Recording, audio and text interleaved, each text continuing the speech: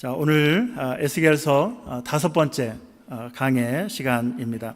그래서 5장, 오늘은 5장인데 5장을 중심으로 해서 고난이 축복입니다 라고 하는 제목으로 하나님 말씀을 전하도록 하겠습니다. 한번 따라할까요? 고난이 축복입니다. 예, 고난이 축복입니다. 우리가 지난번에 4장에서 한 4가지 상징적 행위 중에서, 행위의 애언 중에서 3가지를 4장에 기록된 것을 살펴보았습니다.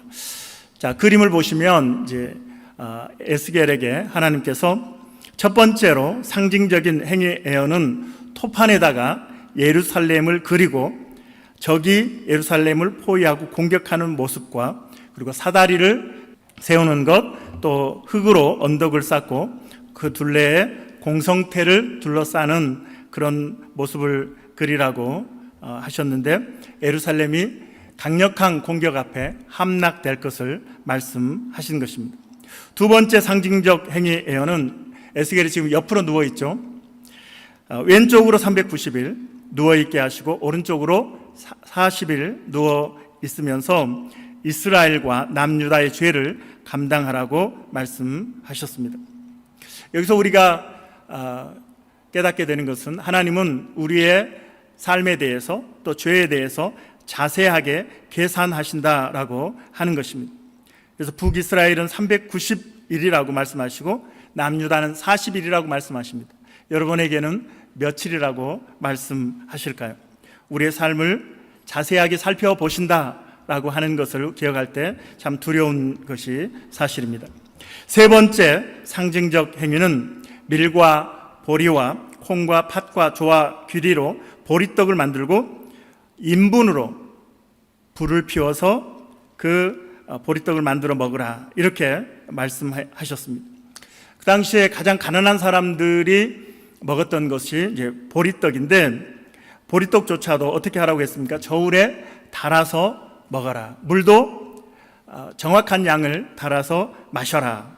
그래서 음식을 약 226g 정도 아주 작은 양을 저울에 달아서 먹으라, 이렇게 말씀을 하고 있는 것은, 예루살렘이 바벨론으로부터 포위가 되면 한 2년 정도 포위가 된 상태를 유지하게 되는데, 2년 동안 갇혀 있으니까 양식을 이제 조달할 수 없어서, 그래서 양식을 먹는데 큰 어려움을 겪게 될 것이고 굶주리게 될 것이다 라고 말씀을 하고 있는 것입니다. 자, 오늘 네 번째로 상징적 행위 애언은 오늘 본문 5장에 기록이 되어 있는데, 하나님께서 에스겔에게 이렇게 말씀하십니다. 자, 5장 1절 2절 같이 읽겠습니다. 5장 1절 2절 시작. 너 인자야, 너는 날카로운 칼을 가져다가 삭도를 삼아 내 머리털과 수염을 깎아서 저울로 달아 나누어 두라. 그 성읍을 에워싸는 날이 차거든 너는 터럭 3분의 1은 성읍 안에서 불사르고 3분의 1은 성읍 사방에서 칼로 치고 또 3분의 1은 바람에 흩으라. 내가 그 뒤를 따라 칼을 베리라. 이 제사장이 레위기에 보면 제사장은 하나님 앞에 헌신했다라고 하는 의미에서 머리털과 수염을 깎지 않게 됩니다. 그런데 이 에스겔은 제사장 출신임에도 불구하고 하나님이 머리털을 밀어라, 수염을 밀어라 라고 말씀하시는 것은 굉장한 수치스러운 그런 명령이 되겠습니다. 다시 한번 말씀을 드리지만 이 선지자는 참 극한 직업이다 라고 하는 것을 여기에서 알 수가 있습니다. 날카로운 삭도로 머리와 수염을 깎아서 그것도 저울에 달아 3등분, 정확하게 3등분해서 3분의 1은 어떻게 하라고요? 성 안에서 불에 사르고 3분의 1은 성읍 사방으로 칼을 치고 사방으로 칼로 치라고 말하고 있고 3분의 1은 바람에 흩으라라고 말씀하고 있습니다. 이에 대해서 하나님이 직접 해석을 해주시는데 12절입니다. 12절 읽겠습니다. 너희 가운데에서 3분의 1은 전염병으로 죽으며 기근으로 멸망할 것이요 3분의 1은 너희의 사방에서 칼에 엎드러질 것이며 3분의 1은 내가 사방에 흩어버리고 또 그 뒤를 따라가며 칼을 빼리라. 자, 3분의 1, 3분의 1, 3분의 1 모두 불살라지고 또 전염병으로 기근으로 칼에 그리고 모두 흩어버리고 그 뒤를 따라가며 칼을 빼리라 라고 말씀하시는 것은 100% 죽는다라는 사실을 말씀하고 있습니다. 예루살렘에 지금 현재 있는 사람들이 100% 죽게 된다. 이것이 하나님의 말씀인 것이죠. 그런데 더 비극적인 내용도 있습니다. 8절로 10절에 보면 우리 8절로 10절 보겠습니다. 그러므로 나 주 여호와가 말하노라. 나 곧 내가 너를 치며 이방인의 목전에서 너에게 벌을 내리되 내 모든 가증한 일로 말미암아 내가 전무후무하게 내게 내릴지라. 가증한 일로 말미암아 내가 벌을 전무후무한, 지금까지도 없었고 후에도 없는 그런 벌을 내리겠다 말씀하십니다. 10절 그러한즉 내 가운데에서 아버지가 아들을 잡아먹고 아들이 그 아버지를 잡아먹으리라. 내가 벌을 내게 내리고 너희 중에 남은 자를 다 사방에 흩으리라. 이런 비극적인 상황들이 우리 북한에서 있었다는 이야기들을 가끔 듣잖아요. 가뭄이 오래되니까 할머니가 앞에 이렇게 왔다 갔다 하는 게 닭으로 보여가지고 그걸 잡아 먹었다는 거예요. 나중에 알고 보니까 자기 손주를 잡아 먹었다는 것이 너무 굶주리니까 이 헛것이 보이는 거죠. 실제로 성경에도 이스라엘이 남유다가 예루살렘이 바벨론에 의해서 포위된 채 2년 있을 때에 이런 일이 있었다라고 기록을 하고 있습니다. 얼마나 비극적인 일입니까? 오징어 게임이라고 혹시 보셨어요? 요즘 넷플릭스에서 방영하는 오징어 게임이 있습니다. 안 보셨어요? 저만 쓰레기인가요? 네. 시리즈 3편까지 제가 다 봤는데 물질에 대한 욕망으로 이 배신과 배신이 난무하고 그리고 살인을 쉽게 저지르는 그런 모습을 보게 되죠. 야, 어떻게 인간이 그럴 수 있는가? 정말 게임 하듯이 사람을 죽이는 그런 모습을 보게 되는데 사실 이런 세상적인 세속적인 욕망은 저에게도 있고 아마 여러분들에게도 다 있을 겁니다. 저만 있나요? 우리 모두가 그런 칼만 들지 않았고 우리가 칼로 사람을 찌르지 아니하였을지라도 사실은 그러한 세속적인 욕망에 대해서 우리 마음속에 가득하고 그 오징어 게임에 나오는 사람들과 차이가 없는 것을 알게 됩니다.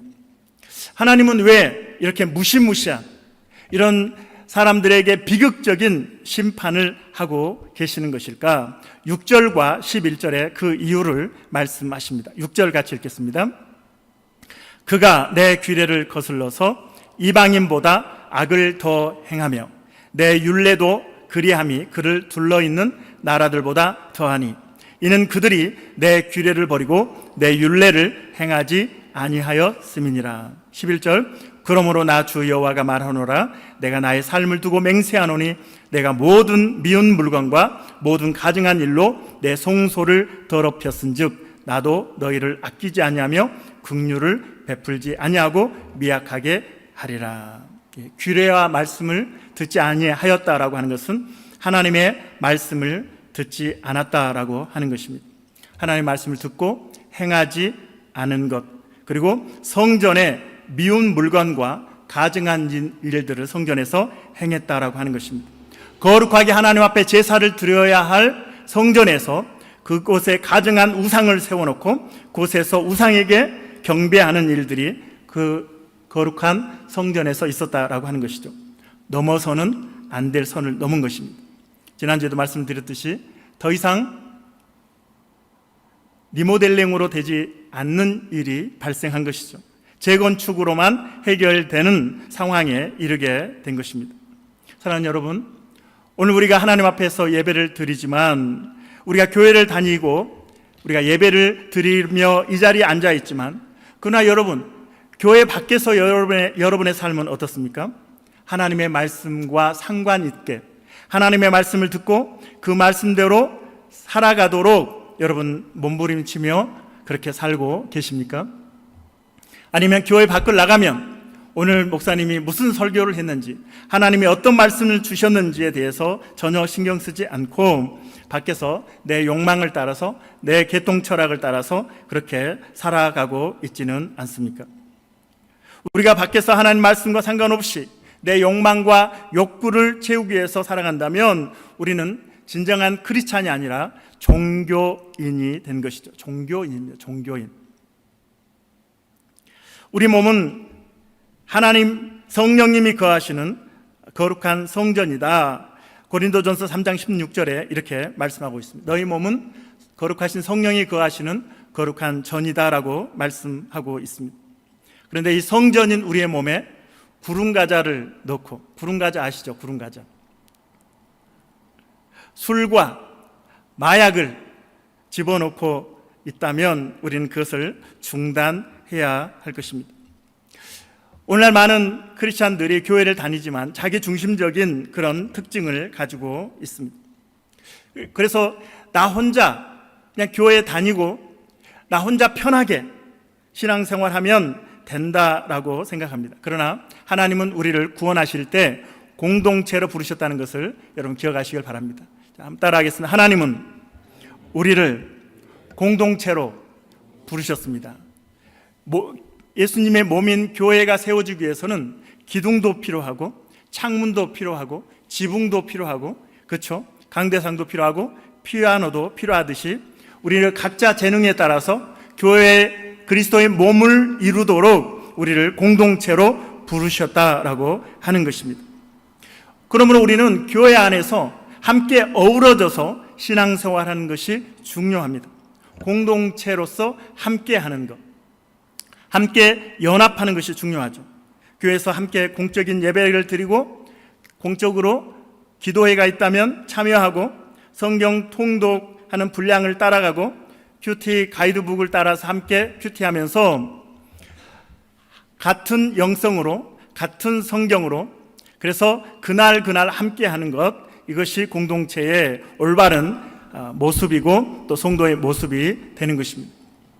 각자 소견에 옳은 대로 신앙생활을 한다고 하는 것은 굉장한 위험성이 따릅니다.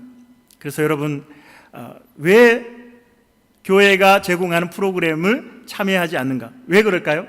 왜냐하면 나 혼자 잘할 수 있다고 착각하고 있기 때문에 그런 것이죠.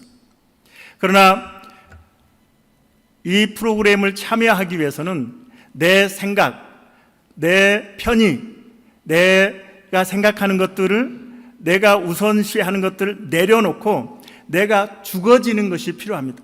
내가 죽어지지 않으면 교회에서 제공하는 프로그램에 함께 참여할 수 없는 것이죠. 그러므로 내가 죽어지는 것, 이 결단이 먼저 필요한 것이죠. 죽어진다는 것은 신앙에서 가장 중요한 성도가 갖춰야 할 태도가 되겠습니다. 내 자아를 내려놓고 내가 죽고 예수로 사는 그런 태도가 우리에게 필요한 것입니다. 할렐루야. 오늘도 여러분이 하나님의 말씀을 듣습니다. 말씀을 왜 듣습니까? 우리가 죽지 않으면, 내 자아가 죽지 않으면, 내 생각을 내려놓지 않으면, 내 가치관을 내려놓지 않으면 무슨 소용이 있어요? 하나님이 말씀하시는데 내 생각과 내 기준과 내 가치관, 내 철학을 포기하지 않는다면, 내가 죽어지지 않는다면 우리가 예배드리는데 의미가 없는 거죠. 오늘 말씀하시면 내 자아를, 내 자존심을, 내 철학을, 내 가치관을, 내 고집을 내려놓고 교회 안에서, 공동체 안에서 함께 나아가겠습니다. 내가 죽어주고 예수로 사는 삶을 살겠습니다. 이 결단이 우리는 날마다, 또 오늘 예배 드리면서 우리는 되어져야 하는 것이죠. 그래서 함께 기도하고 같은 곳을 바라보며 같이 보조를 맞추면서 함께 나아가는 것, 이것이 교회의 공동체가 되어야 하는 것입니다. 그럴 때에 성도가, 여러분 각자가 사는 거예요. 동물의 왕국을 보면 사자가 노리는 대상이 누군지 아세요? 무리에서 떨어져 있는, 그렇죠. 사슴 중에서 또 어떤 동물들 가운데서 무리에서 떨어져 있는 대상이 사자의 타겟이 되는 것이죠. 목표물이 되는 것을 볼 수 있습니다. 우리는 함께 할 때 내가 산다는 것을 기억하십시오. 내가 불편한 것 같고, 내가 그것이 피곤한 일 같고, 내가 그것이 내 생각과 달라서 마음이 불편하지만, 그러나 공동체에 내가 맞춰지고 내가 죽어짐으로 해서 오히려 내가 살아난다는 것을 여러분 기억하시길 바랍니다. 그래서 사랑의 교회 성도라면 교회가 제공하는 그 프로그램에 우리가 참여할 수 있는 그런 성도들이 되어야 합니다. 오늘 재직회를 통해서 운영위원회 자격에 대해서 함께 나누려고 하는데, 그건 뭐 별 다른 게 없어요. 교회라고 하는 공동체를 운영하기 위해서는 교회가 제공하는 프로그램에 함께하고 같은 마음을 쓰고 있고 같이 보조를 맞추고 같은 곳을 바라보는 사람이 운영위원이 되어야 하는 것이죠. 그렇죠? 제가 이민교회를 이렇게 목회하면서 가장 어려울 때가 뭐냐면, 자기 고집을 꺾지 않고 자기가 옳다고 교회에서 큰 소리를 내면서 교회를 어지럽게 하는 경우들이 있습니다. 교회는 열심히 다녀요. 근데 그 열심이 교회의 공동체성을 오히려 해치는 것을 보게 됩니다. 그래서 운영위원이 될 수 있는 자격은 정말 우리가 수준 있는 그러한 기준을 제시하면서 최소한 교회가 제공하는 신앙 프로그램, 신앙 성장을 위한 프로그램에 참여하는, 동참하는 성도들이 운영위원이 되어야 한다라고 하는 것입니다. 나 혼자 잘 할 수 있다, 이것은 교만이 되는 것이죠. 에베소서 2장 21절로 22절 같이 읽겠습니다. 자, 에베소서 2장 21절 22절 시작. 그의 안에서 건물마다 서로 연결하여 주 안에서 성전이 되어가고, 22절 너희도 성령 안에서 하나님이 거하실 초소가 되기 위하여 그리스도 예수 안에서 어떻게 해요? 함께 지어져 가느니라. 21절에도 서로 연결이에요. 혼자 독립된 것이 아니에요. 연결하여 주 안에서 성전이 되어가고, 22절에도 그리스도 안에서 함께 지어져 가느니라. 저는 교회 열심히 다니는데요, 저는 제가 알아서 할게요. 제가 하고 싶은 대로, 제 방향대로 할게요. 그것은 올바른 성도의 모습이 아니다라고 하는 것입니다. 성경의 가르침이 아니다라고 하는 것이죠. 함께 가는 것, 이것이 성도의 올바른 태도인 것이죠. 목사를 왜 하나님이 세우셨을까요? 에베소서 4장 11절에 보면 성도들을 말씀으로 가르쳐서 성도들이 온전한 사람이 되어서 온전한 일, 선한 일을 행하기에 올바르게 인도하도록 하나님께서 목사와 교사를 세웠다라고 말씀을 하고 있습니다. 목사와 교사, 이것은 헬라어로 교사인 목사라고 해석이 되는 것이죠. 그래서 우리 성도들이 말씀을 배우면서 공동체성을 회복하면서 한 곳을 바라보고 함께 나아가는 것, 이것이 바로 성도가 되어야 하는 것입니다. 안타까운 것은 성도들이 말씀을 듣지 않는다는 것. 목사님이 그렇게 말씀하셔도 저는 마이웨이, 제 갈 길을 제 마음대로 가겠습니다. 자, 예레미야 7장 23절로 26절에 하나님이 이렇게 말씀하시죠. 예레미야 7장 23절로 26절입니다. 23절 시작. 오직 내가 이것을 그들에게 명령하여 이르기를 너희는 내 목소리를 들으라. 그리하면 나는 너희 하나님이 되고 너희는 내 백성이 되리라. 너희는 내가 명령한 모든 길로 걸어가라. 그리하면 복을 받으리라. 하였으나, 이게 문제예요. 하였으나 하나님이 말씀하시는 것은 우리가 복을 누리도록 말씀하시는데, 그러나 하였으나 24절 그들이 어떻게 했다고요? 순종했나요? 순종하지 아니하며 귀를 기울이지도 아니하고 자신의 악한 마음에 깨와 완악한 대로 행하여 그 등을 내게로 돌리고 그 얼굴을 향하지 아니하였으며 너희 조상들이 애굽 땅에서 나온 날부터 오늘날까지 내가 내 종 선지자들을 너희에게 보내되 어떻게 보내셨습니까? 끊임없이 보내었으나 너희가 나에게 순종하지 아니하였으며, 선지자의 말에 순종하지 않은 것이 곧 하나님께 순종하지 않는 것이라고 말씀하시네요. 너희가 나에게 순종하지 아니하며 귀를 기울이지 아니하고 목을 굳게 하여 너희 조상들보다 악을 더 행하였느니라. 끊임없이 보내셨다. 메신저를 하나님이 끊임없이 보내서 말씀하셨지만 순종하지 않았다라고 말씀하십니다. 예레미야 25장 4절에도 예레미야 35장 15절에도 같은 말씀이 기록하고 있는데, 내가 내 종 선지자들을 너희에게 보내되 끊임없이 보내었으나 너희가 순종하지 아니하며. 공동 번역에 보니까 거듭 보냈지만, 표준 새 번역에 보면 꾸준히 보냈으나, 킹 제임스 번역에 보면 보내시고 보내셨으나, 바른 성경에 보면 부지런히, 계속 부지런히 보내셨으나, 하나님이 부지런히 거듭 반복해서 당신의 종들을 보내서 말씀을 선포하셨지만, 백성들은, 성도들은 또다시 부지런히 거부하였다라고 말씀하고 있습니다. 어떠세요, 여러분? 오늘 말씀을 들으면서 내가 내려놔야 할 것, 내가 죽어져야 할 부분이 무엇인가 한번 생각을 해 보시기 바랍니다. 내일 새벽 기도회 조회수를 보면 하나님의 부지런함과 여러분의 부지런함을 비교할 수 있을 거라 생각이 됩니다. 다른 누구를 위한 게 아니죠, 그렇죠? 하나님 은혜 안에서 우리 성도들이 건강하게 살아가도록 말씀을 드리고 있고, 하나님의 뜻이, 하나님의 본심이 바로 여러분을 축복하는 데 있는 것을 여러분 기억하시길 바랍니다. 자, 하나님께서 머리털과 수염을 깎아서 100% 칼로 치고 불로 사르고 바람에 흩어버리라고 했어요. 3분의 1, 3분의 1, 3분의 1이면 100%잖아요, 그렇죠?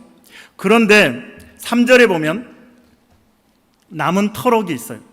너는 터럭 중에서 조금을 내 옷에 싸고. 분명히 3분의 1, 3분의 1, 3분의 1이면 100%인데 아니 남은 게 있다니. 그러면 이 남은 것은 어디에서 나온 걸까요? 어디에 있던 걸까요? 지금 에스겔에게 어느 지역을 그리라고 했습니까? 예루살렘을 그리라고 했고, 예루살렘 안에 있는 사람들에 대해서 3분의 1은 칼로 죽고, 3분의 1은 전염병과 기근에 죽고, 3분의 1은 흩어버리고 그 뒤를 따라가며 칼을 뽑겠다고 하나님 말씀하셨는데, 그러면 그 예루살렘 안에 거하지 않는, 거기에 해당되지 않는 사람들이 있어요. 어딜까요? 1차, 2차로 이미 포로로 잡혀서 예루살렘에 거하지 않는 사람들이. 지금 에스겔이 서 있는 그발 강가의 바벨론 지역에 포로로 잡혀간 사람들이 바로 이 100%, 3분의 1, 3분의 1, 3분의 1에서 제외된 사람이 포로로 잡혀간 사람들. 놀랍지 않습니까? 지금 하나님께서 살려둔 사람이 어디에 있느냐? 살려둔 사람은 본토에 있는 사람이 아니라 포로로 잡혀와서 폐허가 된 그발 강가에서 살고 있는 백성들. 그런데 실제로 이 포로로 잡혀갔던 사람들은 마음이 얼마나 낙심이 되었겠습니까? 예루살렘 본토에 있는 사람들을 보면서 저들이 무슨 복이 있어서, 나는 무슨 죄를 많이 지어서 예루살렘 본토에 저들은 남아있고 나는 무슨 죄를 많이 지어서 포로로 잡혀와 있는가. 본토에 남아있는, 예루살렘에 남아있는 사람들이 부러운 거예요. 포로로 잡혀온 자신들의 비참한 삶을 돌아보니 예루살렘에 있는 사람들이 부러웠던 거예요. 그런데 하나님께서 지금 에스겔을 통해서 말씀하시는 것은 예루살렘 본토에 있는 사람들은 100% 죽게 되지만 남은 자, 하나님이 남은 자, 하나님이 새 일을 행하실 그 대상이 바로 포로로 잡혀간 사람들이다라고 말씀하고 있는 것이죠. 이 포로로 잡혀간 사람들의 심정을 시편 137편 1절 5절에 잘 표현하고 있는데, 그들이 얼마나 마음이 무너져 내리고 마음이 상했는지를 여기에 기록하고 있습니다. 시편 137편 1절 5절 읽겠습니다. 시작. 1절. 우리가 바벨론의 여러 강변 거기에 앉아서 시온을, 예루살렘이죠, 시온을 기억하며 울었도다. 그 중에 버드나무에 우리가 우리의 수금을 걸었나니 이는 우리를 사로잡은 자가 거기서 우리에게 노래를 청하여 우리를 황폐하게 한 자가 기쁨을 청하고 자기들을 위하여 시온의 노래 중 하나를 노래하라 함이로다. 바벨론 여러 강변에 앉아서 시온을 기억하며 울었다. 그리고 수금을 버드나무에 걸었다라고 하는 것은 노래하지 않겠다, 아니 노래하고 싶은, 찬양하고 싶은 심정이 아니다라고 하는 것이죠. 그럼에도 불구하고 자신들을 사로잡아 갔던 사람들이, 야 너희들 노래해봐, 너희들 노래 많이 하잖아, 거기서 했던 노래 좀 해봐 라고 하니까 더 마음이 찢어지는 것이죠. 그래서 수금을 나무에 걸어버리고 우리는 노래하지 않겠다. 4절에 우리가 이방 땅에서 어찌 여호와의 노래를 부를까? 예루살렘아 내가 너를 잊을진대 내 오른손이 그의 재주를 잊을지로다. 예루살렘을 생각하면서 예루살렘을 부러워하고 그렇게 지내고 있었던 이 포로민들이 에스겔의 예언을 통해서 확인하게 되는 것은 무엇입니까? 모두 예루살렘에 사는 사람들은 다 죽게 되지만 그러나 포로로 잡혀온 사람들이 살아남게 된다. 그들이 남은 자다라고 하는 디아스포라, 흩어져 있는 사람들이 오히려 살아있게 되고 소망이 있게 되고 하나님이 그들을 통해서 새 일을 행할 것을 말씀하고 있다라고 하는 것입니다. 자, 남은 자에 대해서 성경에 많은 말씀들이 있는데 오늘 스바냐 3장 13절 우리 함께 읽겠습니다. 스바냐 3장 13절 이스라엘의 남은 자는 악을 행하지 아니하며 거짓을 말하지 아니하며 입에 거짓된 혀가 없으며 먹고 누울지라도 그들을 두렵게 할 자가 없으리라. 이스라엘의 남은 자는 어떤 사람입니까? 악을 행하지 아니하며 거짓을 말하지 아니하며 입에 거짓된 혀가 없으며 먹고 누울지라도 그들을 두렵게 할 자가 없으리라. 이 남은 자의 기준에 대해서 하나님 말씀하시는데 이 남은 자가 이런 죄를 짓지 않게 되는 이유가 무엇인지 아세요? 포로들이 죄를 지을 수 없는 이유. 여러분 누가 죄를 짓죠? 배부르고 등 따시면 엉뚱한 생각하고 죄를 짓게 되는 것이죠. 그런데 너무나 고통스러운 환경에 있는 거예요. 포로 생활을 하는데 딴 생각할 여유가 없어요. 그러니까 예루살렘에서 죄를 짓다가 포로로 잡혀가니 포로 생활이 얼마나 힘이 듭니까? 그러니 그곳에서는 죄 지을 틈이 없는 거예요. 그런데 오히려 그 환경이 그들에게는 남은 자의 자격을 갖게 했다라고 하는 거예요. 할렐루야. 고난이, 포로 생활이 그들에게 오히려 복이 되었던 것은 어려운 환경 때문에 그 결핍이 주는 상황으로 인해서 그들이 죄를 범하지 않게 되었다라고 하는 것입니다. 마음이 가난해지고 마음이 겸손해진 것이죠. 우리가 예레미야서를 보면 예레미야는 예루살렘에 남아있는 사람들에게 예언을 하고 있는데 그들은 끝까지 죄를 범합니다. 그러니까 결국 하나님의 시선에서 볼 때에는 예루살렘이라고 하는 좋은 환경에 여전히 남아있는 1차 포로도 면하고 2차 포로도 면해서 예루살렘에 남아있는 사람이 참 복 있는 사람 같은데 그들은 좋은 환경 때문에 죄를 떠나지 못하고 죄를 끊지 못하고 죄 지어도 괜찮네. 누구는 포로로 잡혀갔는데 김 집사는 포로로 잡혀가고 이 집사는 포로로 잡혀갔는데 손 집사는 포로로 잡혀가지 않았어. 아 나는 괜찮은가 보다. 그러면서 죄를 끊지 않고 계속 죄를 짓는 거예요. 포로로 잡혀간 김 집사와 이 집사는 아이고 하나님이 내 죄를 징계하시네. 그리고 그곳에서는 포로민의 그 힘겨운 인생을 살다 보니 죄를 지을 생각을 못하는 것이죠. 마음이 겸손해진 것이고 마음이 가난해졌기 때문에 하나님이 원하시는 남은 자의 기준에 자격을 갖춘 사람이 되었다라고 하는 것입니다. 그래서 시편 119편 71절에 시인은 이렇게 노래하는 것이죠. 고난당한 것이 내게 유익이라 이로 인하여 내가 주의 율례를 배우게 되었나이다. 고난당하는 것이 내게 유익이라. 고난이 왜 유익이냐고요? 이로 인하여 내가 주의 율례를 배우게 되었다. 오늘 제목이 뭐라고요? 고난이 축복입니다. 여러분 받아들이기 어려운 제목 보고 기분 나쁘셨을 분도 있을지 모르겠는데, 고난이 왜 축복입니까? 고난 때문에 죄를 짓지 않기 때문에 그런 것이죠. 어려우니까, 결핍이 있으니까, 힘드니까, 딴 생각 못하고 그냥 생존을 위해서 하나님 불쌍히 여겨주세요, 하나님 도와주세요, 하나님 살려주세요 라고 할 수밖에 없기 때문에 고난이 축복이 되는 것이죠.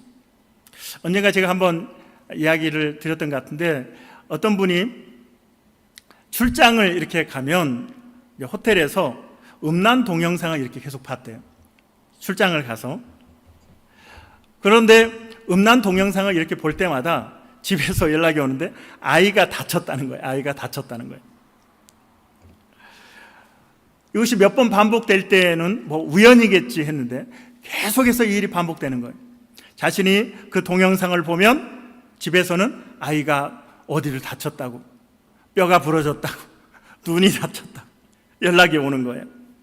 아, 하나님이 보고 계시는구나. 하나님이 징계하시는구나. 하나님이 깨닫게 하시는구나. 그래서 그 동영상을 그 다음부터 보지 않았다라고 하는, 더 보다가는 아이가 죽게 생겼으니까 그 동영상을 더 이상 보지 않았다라고 하는 간증을 듣게 되었습니다. 히브리서 12장 8절 우리 같이 읽겠습니다. 히브리서 12장 8절에 징계는 다 받는 것이거늘 너에게 없으면 사생자요 참 아들이 아니니라. 여러분, 고난을, 여러분들이 나는 고난을 받으면 안 된다는 생각은, 그것은 어디에서 오는 생각입니까? 성경에도 그런 말도 없고 세상도 그런 말을 하지 않을 것입니다. 누구나 고난을 당할 수 있는데, 특별히 하나님의 자녀들에 대해서, 하나님의 백성들에 대해서, 하나님의 성도들에 대해서는 하나님이 섬세하게 섭리하시기 때문에 우리가 잘못된 생각을 하고 잘못된 말을 하고 잘못된 행동을 하고 죄를 범할 때는 하나님이 채찍질 하신다라고 하는 것입니다.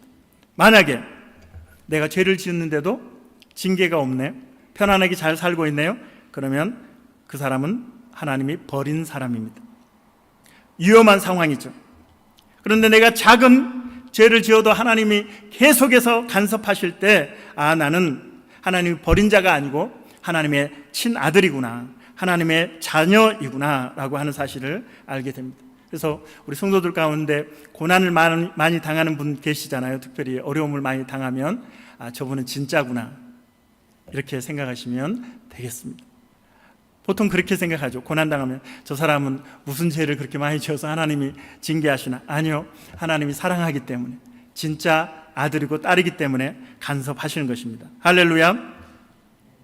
자, 그발 강가에 살던 포로민들은 자기들은 버림받은 자들이라고 생각한 거예요. 예루살렘에 살고 있는 백성들과 비교하면 우리는 더 큰 죄를 지었고 하나님이 우리를 벌하시고 포기하셨다고 생각을 한 거예요. 그런데 포로이기 때문에 죄를 짓지 않을 수 있어서 우리가 하나님이 찾으시는 남은 자가 되었구나, 이제 나중에 에스겔의 예언을 통해서 깨닫게 된 것이죠. 고난이 나에게 복이 되었군요. 고난이 나에게 유익이 되었군요.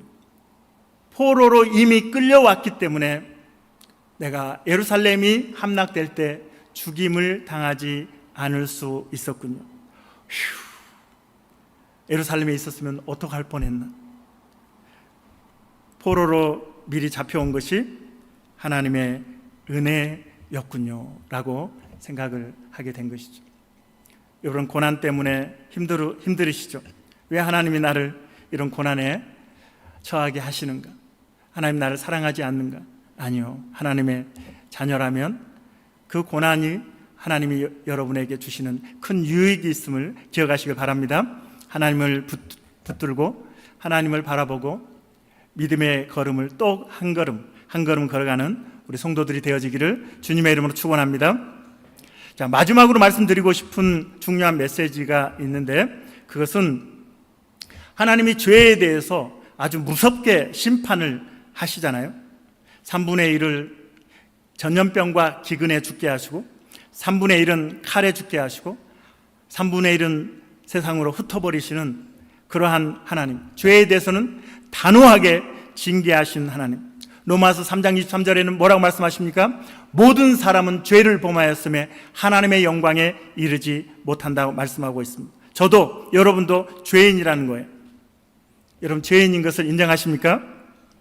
그렇다면 우리는 그 죄 때문에 3분의 1은 기근과 전염병에 죽어야 하고 3분의 1은 칼에 죽어야 하고 3분의 1은 흩어져서 죽어야 하는 것이죠.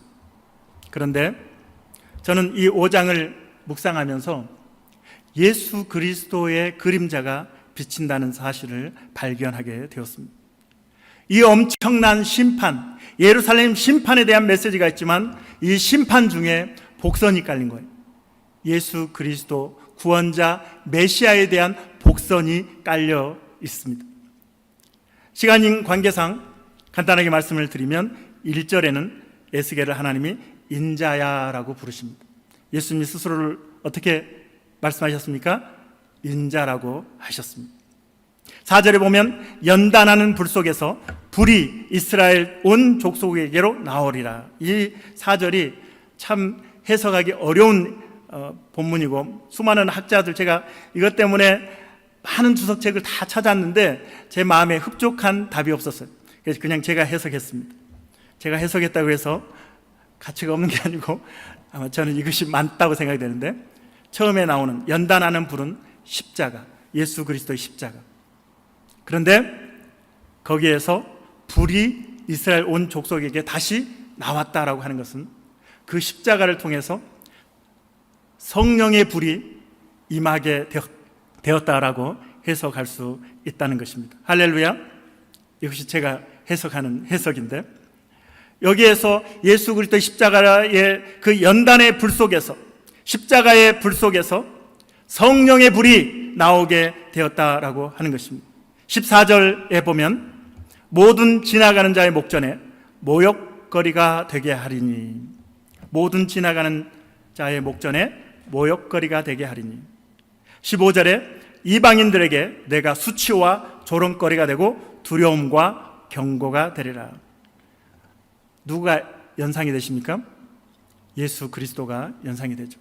십자가에 달려 돌아가셨을 때 십자가에 달려있는 예수님을 사람들은 지나가면서 고개를 흔들고 혀를 차면서 너가 하나님의 아들이라고 그러면 십자가에서 내려와 보지? 라고 하면서 조롱하고 모욕을 주고 수치를 주었던 그러한 장면을 우리는 잘 알고 있습니다.